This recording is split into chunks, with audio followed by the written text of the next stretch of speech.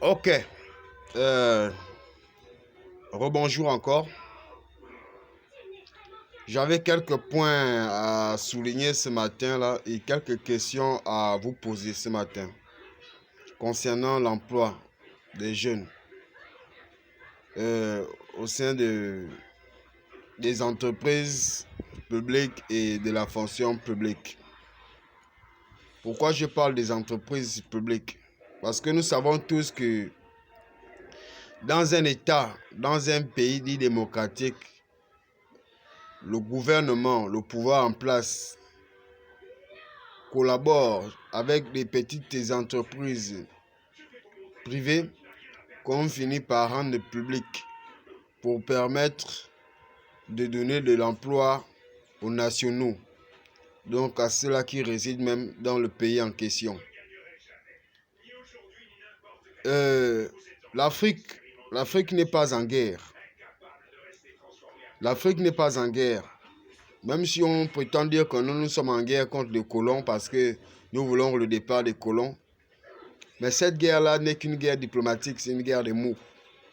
On appelle ça le jeu des mots qui se passe entre nos gouvernants et les Occidentaux. Comprenez un peu? Moi, la question d'abord que j'aimerais vous poser, pourquoi nos chefs et nos dirigeants passent la majorité de leur temps à faire des recrutements dans l'armée, la police, en sachant que les recrutements qu'ils font là, tous ces gens qu'ils prennent là, ne servent à rien. Si ce n'est pas être des vigiles, être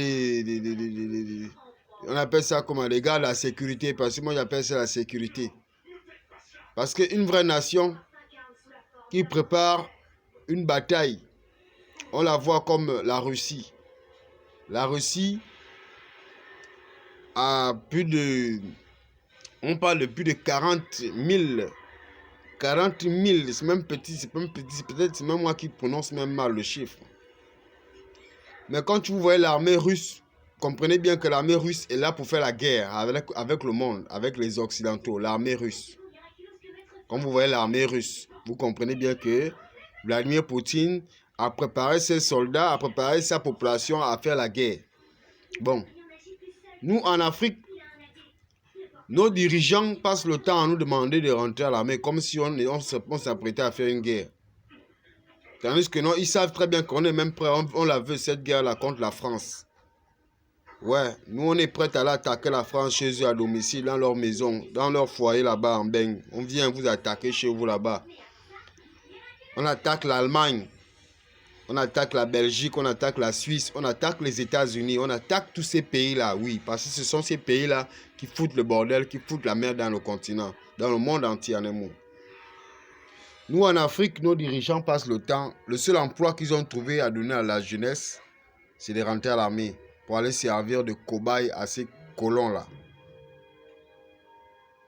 Ils oublient le secteur tel que le BTP, l'agriculture, le transport, la technologie, parce que tout ça là fait partie de l'emploi. Ça fait partie de l'emploi. Vous voyez les États-Unis aujourd'hui, les États-Unis est bien construit, les États-Unis est beau, c'est bien, c'est tranquille. Tout le monde a le travail, même les SDF ont le travail. Les SDF aux États-Unis travaillent. Les SDF aux États-Unis ont un salaire qu'on paye, que l'État donne, même s'ils n'ont pas de logement. Mais nous, en Afrique, ici, on fait l'inverse. Le boulot qu'on demande à l'État de donner à la jeunesse, en tant que jeunes que nous sommes, parce que beaucoup d'entre nous, on a des diplômes, on a le savoir-faire, on a la maîtrise du boulot, du métier. Mais il n'y a que l'armée. L'armée est l'armée. Moi, je vous ai dit que moi-même d'abord, je suis un chimiste. Ça, c'est des savons que moi-même j'ai fait. Des savons. Ça, c'est pour laver, nettoyer les carreaux, laver les habits, faire parfumer votre maison, faire parfumer votre intérieur, rendre votre maison clean, propre, chasser les mauvais esprits, chasser les esprits diaboliques qui vous habitent dans les maisons là. faire en sorte que le diable qui vous habite, qui fait en sorte que vous ne comprenez pas les problèmes des Africains là, parte de vos maisons. Voilà, c'est ce savon-là que moi-même je fabrique. Mais vu que je n'ai pas une bonne clientèle, je n'ai pas les gens qui me soutiennent parce que je suis un jeune Africain, un jeune noir, un jeune Gabonais qui n'a pas un grand nom devant, qui n'a pas un parent devant. Du coup, mon savon ne fonctionne pas bien, ça ne marche pas, il n'y a pas la client. Je me débrouille. Je continue à me débrouiller. À 33 ans, je vais aller faire quoi à l'armée? Mon but à l'armée, c'est quoi? Faire aussi un coup d'état, aller préparer aussi un coup d'état. Si c'est ce qu'il faut dire aux gens, dites aux gens que non, apparemment, pour que vous aussi vous devenez des gens dans ces pays-là, rentrez à l'armée et puis vous allez aussi faire des coups d'état. Comme Robert Gueye, comme Ibrahim Keïta, comme Brice Clotaire Oligui, comme beaucoup l'ont fait en Afrique depuis le temps de Mobutu jusqu'à maintenant. On ne fait que subir cela. Ce jeu politique que si nos soi-disant dirigeants jouent avec les Occidentaux, les colons. Nous sommes fatigués, les amis. Nous sommes fatigués. Donc, moi, la question que j'étais en train de vous poser, est-ce que l'Afrique est en guerre? L'Afrique est-il en guerre contre l'Occident pour que toute la jeunesse africaine soit militarisée? Il y a des groupes rebelles qui se créent à gauche, à droite. Il y a les recrutements inutiles qui se créent à gauche, à droite dans l'armée. Tandis qu'il y a le BTP, il y a plusieurs secteurs auxquels on peut donner les jeunes de l'emploi. Mais on ne le fait pas. On veut qu'on devienne tous ces agents de sécurité, des vigiles pour surveiller un certain individu, une certaine classe politique. Et là, on oublie le véritable projet des Africains. Le véritable projet des Africains, c'est de voir l'Afrique évoluer. C'est de voir l'Afrique avancer, l'Afrique progresser. C'est de voir l'Afrique émerveillée comme l'Europe, comme l'Amérique, comme l'Asie, comme les pays voisins, les continents voisins. C'est ça là notre combat, nous les Africains. On veut voir notre continent avancer, évoluer, progresser. Mais apparemment aujourd'hui, on a l'impression que le peuple africain veut bien voir l'Afrique évoluer, mais les dirigeants, nos dirigeants africains veulent voir toujours l'Afrique au même stade, au même niveau, quoi. Donc, moi, ça me fait un peu bizarre, ça me fait un peu mal, parce que tout le temps on parle, tout le temps on parle, tout le temps on se plaint, tout le temps on vous donne les détails, tout le temps on vous donne les idées, parce que je ne sais pas ce que vous voulez qu'on fasse d'autre.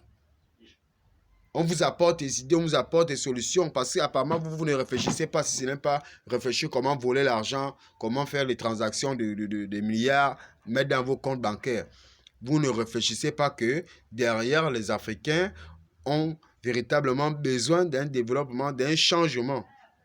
C'est ce changement-là que nous, le panafricanisme, on combat depuis.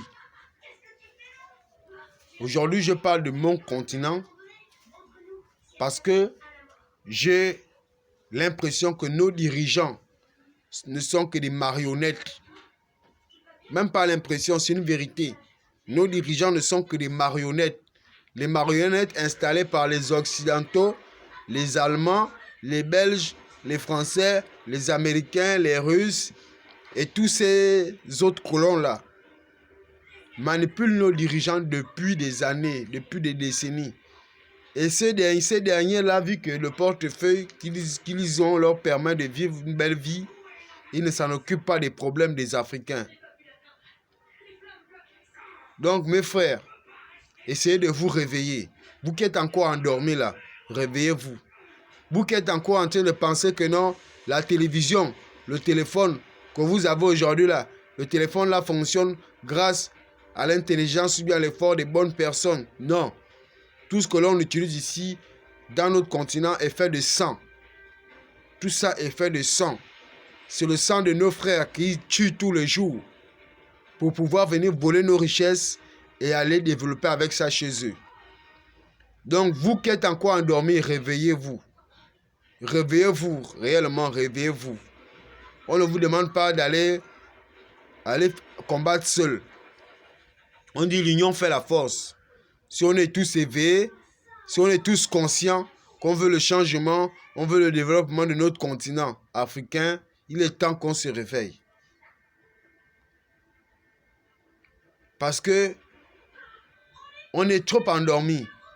On est trop endormi par cette petite espoir qui nous fait vivre que ça va changer un jour.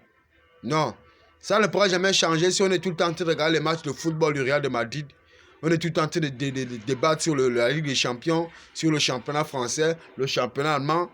On a les problèmes ici en Afrique. Dites-moi un pays en Afrique où le championnat de ce pays-là est suivi en Europe ou bien en Amérique, comme nous aussi, le championnat français, le championnat belge, le championnat allemand, le championnat américain, le championnat anglais. Dites-moi un pays en Afrique où leur championnat, le football, je parle là du football parce que on a dit que non, le football rassemble le monde.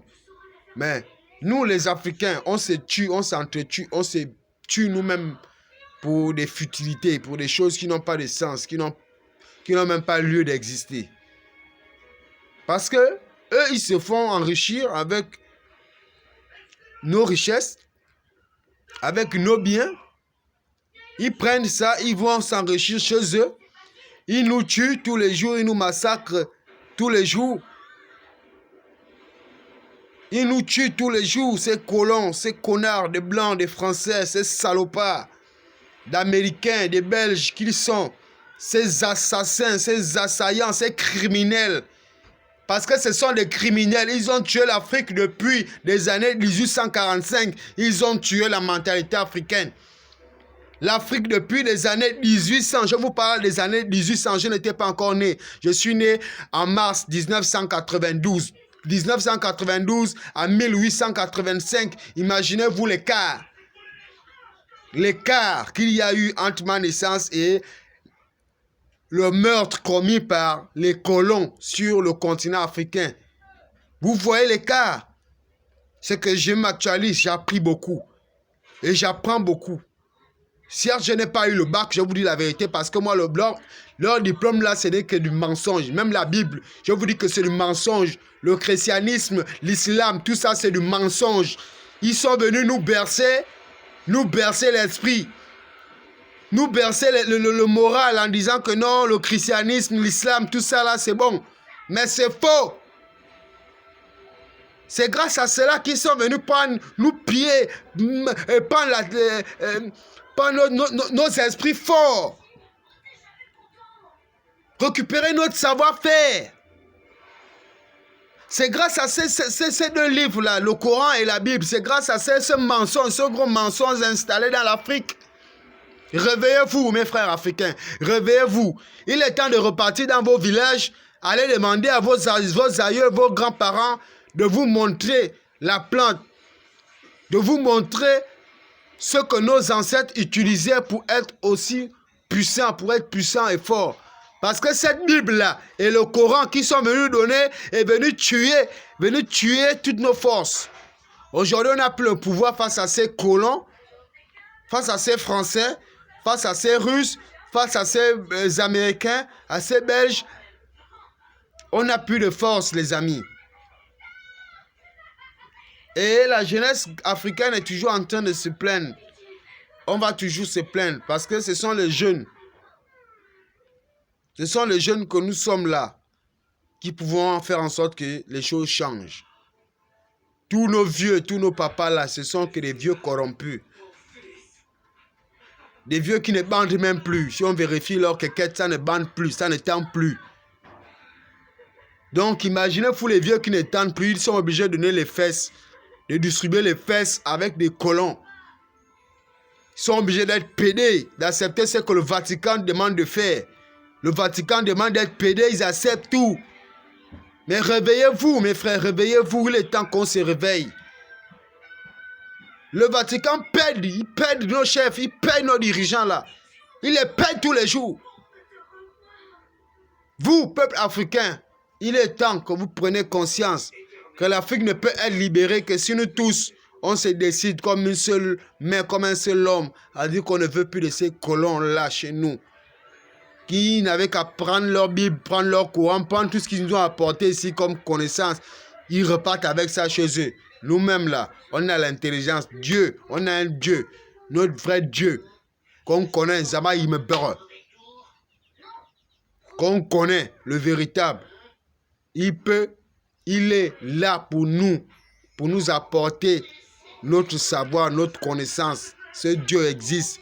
On n'est pas seulement là pour croire en leur Dieu. Donc, mes frères, je tenais à vous dire ça ce matin. Est-ce que l'Afrique est-il en guerre? Parce qu'il y a les recrutements dans tous les pays africains. Là, on recrute des jeunes tous les jours, rentrer à l'armée, rentrer à la police. C'est pour faire quoi? Leur utilité, c'est quoi? C'est pour servir à quoi? Tuer leur peuple ou bien aller tuer les Blancs? Parce que c'est pour aller tuer les colons. Moi, je rentre à l'armée. S'il faut m'aller falsifier, réduire, casser l'âge pour rentrer à l'armée, pour aller faire la guerre contre la France, je suis prêt. Ça, je vous dis la vérité. Si moi, je rentre à l'armée, c'est pour aller faire la guerre en France.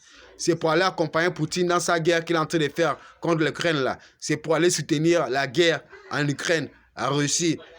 Pour aller faire la guerre contre des colons, si moi, je rentre à l'armée. Mais comme je sais que non, même si je rentre là, ce sera pour venir bastonner mes propres frères, bastonner mes mères, bastonner mes tantes. Ça ne vaut la peine que je rentre à l'armée. Je vais vous le dire, regardez bien mon visage. Je ne vais jamais rentrer à l'armée.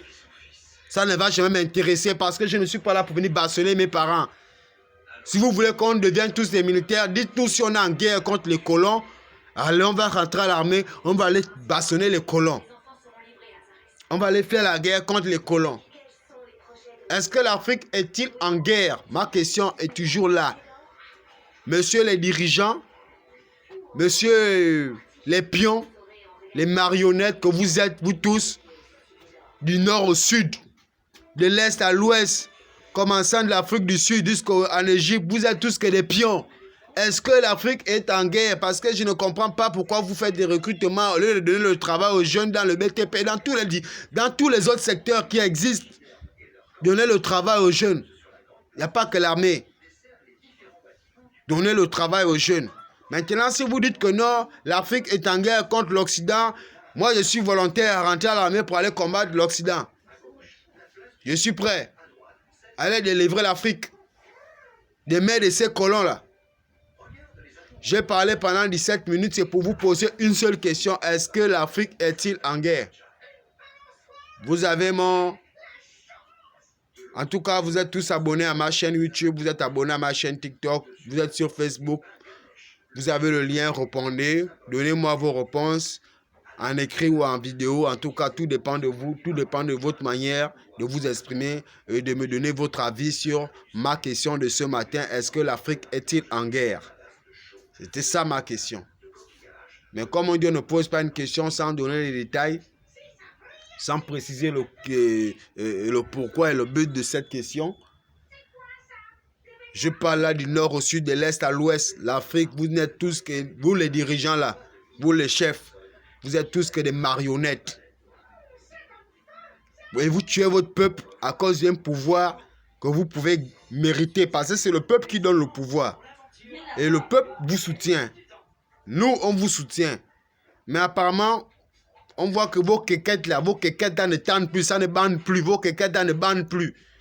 Raison pour laquelle vous ne faites pas le travail qu'on vous demande de faire. Donc si l'Afrique est en guerre, dites-nous en commentaire. On est ensemble. S'il y a des questions à poser, je vais vous répondre.